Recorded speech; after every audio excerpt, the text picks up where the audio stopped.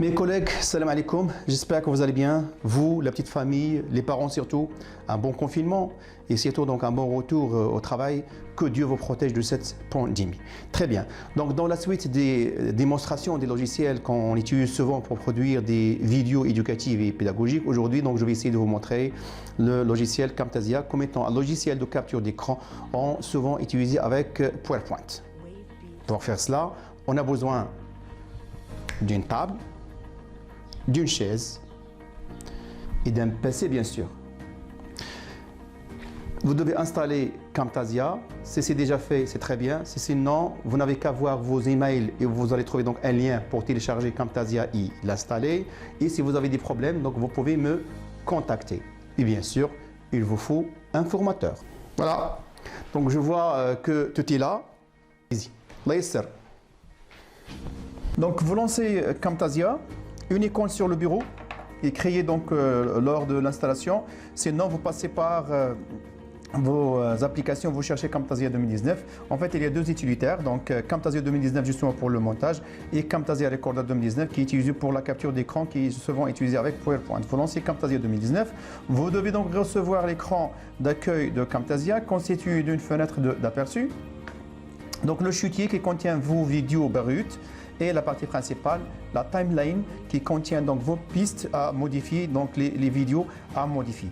La première chose qu'il faut faire, fichier nouveau projet. Moi j'ai déjà donc ouvert un projet, donc c'est pas la peine d'enregistrer, juste pour vous montrer. Et donc vous appuyez sur l'enregistrement pour lancer la capture d'écran. Mais avant, il faut s'assurer que votre fichier PowerPoint est déjà ouvert pour gagner un peu de temps. Donc je lance enregistrement et donc vous devez recevoir juste une petite fenêtre qui contient l'ensemble de commandes REC pour lancer la capture. Et n'oubliez pas de préciser la zone de capture, donc écran total, sinon vous pouvez spécifier juste une petite zone de capture sur l'écran. Moi je prends l'écran tout entier. Donc vous appuyez sur REC et vous lancez votre fichier PowerPoint. Donc j'ai déjà préparé pour vous juste un exemple d'un fichier PowerPoint. Donc voilà. La formation à distance, donc je vais parler un peu de la formation à distance, c'est spécificité pour les ingénieurs, d'accord? Donc je dois suivre le plan suivant, différents types de développement, etc., etc. Et donc, qu'est-ce que les TIS, l'éclatement de la fonction d'enseignement lors de la mise à distance de formation, donc juste un exemple. Et à la fin, donc merci de votre attention. Et à la fin, donc je fais échappe pour bien sûr quitter donc PowerPoint. Et après, je dois appuyer sur F10 pour justement arrêter la capture et aller vers Camtasia pour faire le traitement. F10. Voilà, j'arrête l'exécution. Passer par la commande Camtasia 2019 et vous la relancez.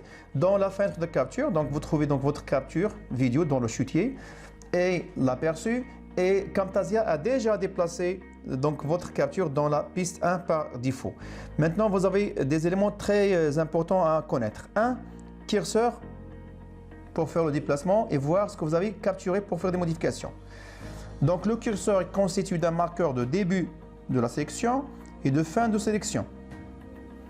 Par exemple, je ne veux pas que cette partie apparaisse dans ma vidéo. Donc je la coupe, commande couper. La fin par exemple, je n'ai pas besoin de cette partie aussi. Je peux donc aussi la couper, ainsi de suite. Très bien. Maintenant, si vous voulez donc diviser la vidéo en deux, vous n'avez qu'à la sélectionner sur la piste 1, aller vers le curseur de déplacement, clic droit, diviser donc la vidéo. Le voilà. Donc il est divisé en deux. Moi, je n'ai pas besoin donc de la diviser. Donc à édition, annuler la division, annuler. Voilà donc ma vidéo donc dans son état initial. Très bien. Ça c'est pour le déplacement et pour la commande couper et faire des modifications au niveau donc de supprimer des éléments que je ne veux pas donc apparaître dans ma vidéo. Autre chose aussi, je passe donc de l'élément multimédia vers bibliothèque. Donc l'élément multimédia c'est pour afficher le chutier et voir mes captures vidéo. Aller vers la bibliothèque, c'est par exemple, et là vous avez donc une catégorie de commandes, de menus. Je prends par exemple arrière-plan et je peux donc ajouter un arrière-plan à ma vidéo par exemple. Regardez ici, donc piste 2 s'ajoute automatiquement. Sinon, je peux l'ajouter par la commande ajouter une piste d'une façon aussi, si vous donc par le bouton ajouter. Donc, j'ai pas besoin de cette piste, elle est vide. je peux la supprimer rapidement. J'ai besoin de déplacer ma vidéo capturée donc pour insérer mon arrière-plan et voir ce que j'ai fait. Voilà, ça c'est. Autre chose aussi, vous pouvez donc ajouter aussi du texte. Je cherche un bordereau de texte, le voilà.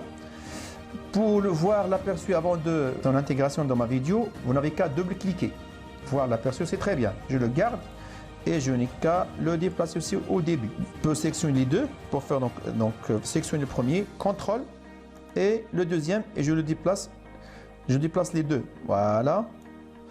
Et j'aurai donc la possibilité aussi de déplacer mon texte. Donc je peux ramener les deux parties de vidéo et voilà donc ce que j'aurai. Un texte. Je vois que le texte prend beaucoup de temps. Je peux le sélectionner comme ça et réduire sa taille. La même chose aussi, je vois que l'arrière-plan prend beaucoup de temps. Je peux aussi le réduire et le déplacer pour donc insérer, regrouper mes trois parties. Et maintenant, je vais essayer de voir ce que j'ai fait. Le voilà. Your name, etc. Maintenant, pour modifier le nom. Déjà, placez le curseur sur le texte. Allez double-cliquer sur la zone de texte insérée sur l'aperçu. Et vous notez par exemple formation.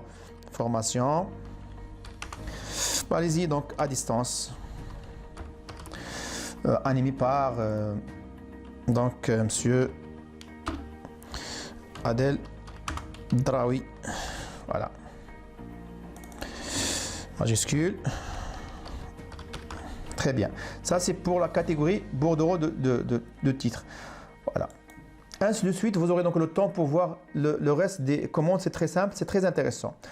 Allez-y pour voir maintenant les transitions.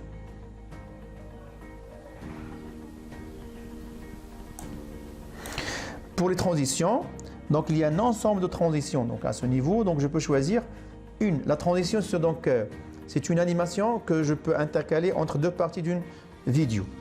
De deux vidéos, pardon. Je peux augmenter un peu l'affichage pour voir mes parties. Donc je descends en bas. Voilà, donc je peux insérer entre les deux vidéos ici une transition, par exemple. Alors, on va essayer de voir qu'est-ce qu'il va nous donner. Voilà, on va essayer de lire. Voilà, très bien. Pas mal. Donc, sinon, je peux la changer. Vous n'avez qu'à la sélectionner. Je prends celui-là. Allez-y. Je prends celui-là, par exemple. Je le déplace ici. Et je le teste. Voilà, je vais essayer de voir ce qu'il va nous donner. Bah, c'est pas mal, très bien aussi. Pour la supprimer, vous n'avez qu'à sélectionner la transition et vous appuyez sur supprimer. Donc, ainsi de suite, vous aurez le temps pour tester cet ensemble de commandes. J'ajoute un élément très important. Vous voulez par exemple imposer à vos étudiants d'arrêter donc la vidéo et de répondre à une question, histoire de voir est-ce qu'ils s'accrochent correctement. Il y a une astuce très simple sous Camtasia que vous pouvez donc utiliser, c'est le questionnaire. Donc dans cette barre, vous voyez donc la ligne verte. Là, donc, vous donne la possibilité d'ajouter des questionnaires. Un questionnement, une question. Voilà. Et dans la fenêtre propriété, vous allez donc paramétrer votre question. Vous voyez ici, donc c'est la question 5 parce que moi j'ai déjà fait donc le test. Bah, je veux donc changer la question. Je prends la question 1. L'utilisateur peut voir ses résultats. Questionnaire de notation. Donc ça, vous aurez donc le temps pour le voir ça donc en détail. Je reviens donc aux paramètres de la question. Je prends le type de la question, vrai ou faux, choix multiple, exercice à trous, réponse courte, vrai. Je prends vrai ou faux. Je prends une question que j'ai déjà donc utilisée dans la vidéo, donc plutôt dans le PowerPoint de formation à distance. Un exemple rapidement. La formation en ligne est une formation faisant appel à des moyens de communication, je n'importe quoi donc électronique. Je dis donc vrai. Voilà. Afficher donc un commentaire. Si la réponse est correcte, donc je peux afficher excellent. Voilà. Voilà, et il y a comme action, il peut continuer donc la vidéo. Sinon, donc allez voir, donc allez-y. Donc je prends aller voir. Je prends donc le site Wikipédia par exemple. Wikipédia. Et donc je suppose que vous avez déjà donc sélectionner donc voir suivre l'URL. D'accord, alors allez-y, donc on va chercher donc l'URL par exemple, celle-là, dans laquelle donc on présente correctement la formation continue. Je reviens à Camtasia et je peux coller l'URL.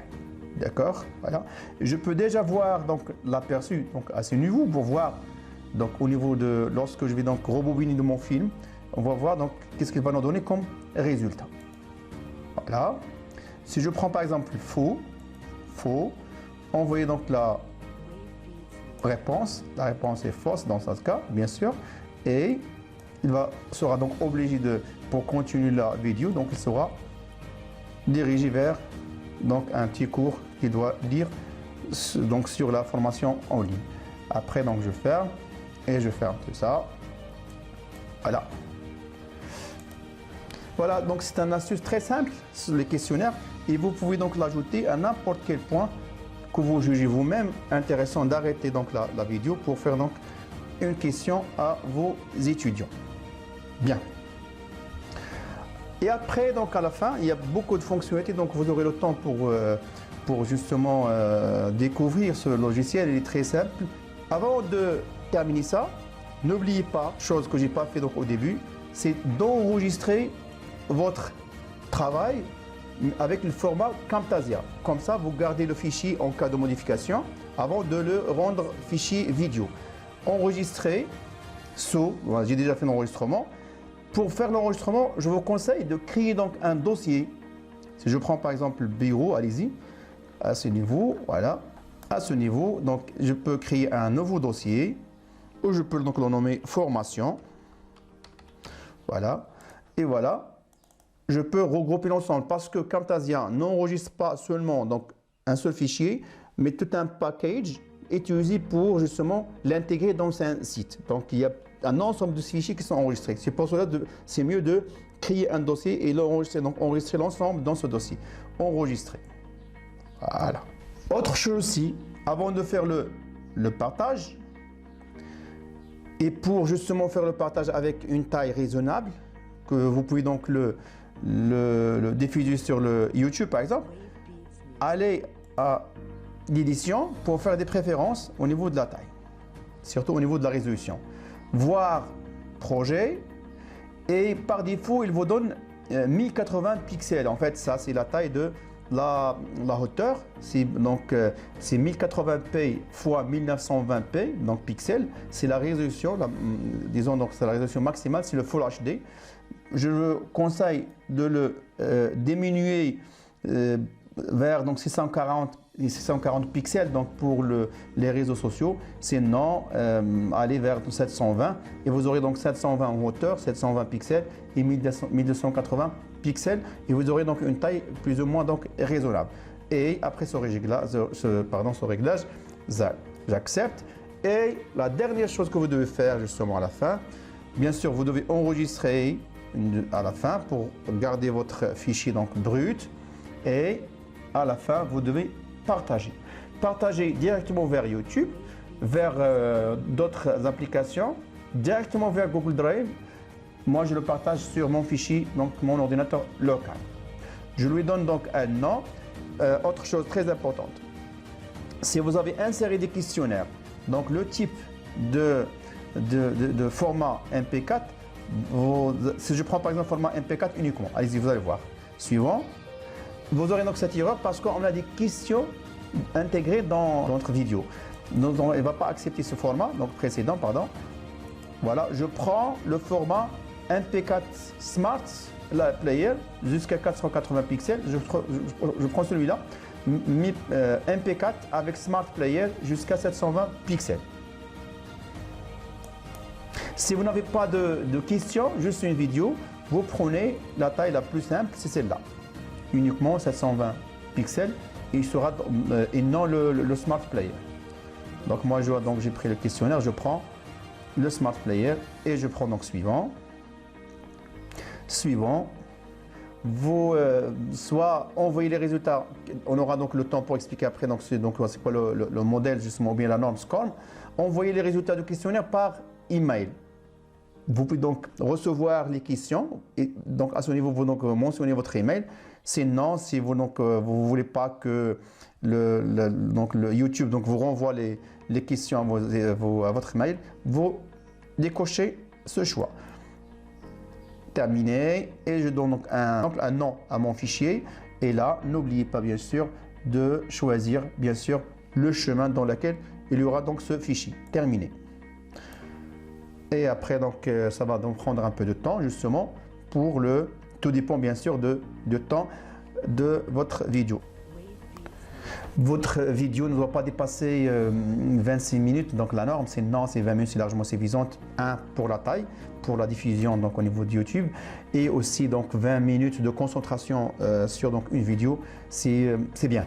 Sinon, lorsqu'il dépasse les 26 minutes, donc il y aura une perte de concentration de l'étudiant. Voilà, donc j'arrive à la fin. Merci beaucoup, merci pour votre attention. Et restez bien sûr à la maison, un très bon confinement et un très bon retour au travail, et que Dieu vous protège de cette pandémie. الجائحة الله يحفظكم من كل شر ومن كل سوء. بارك الله عليكم.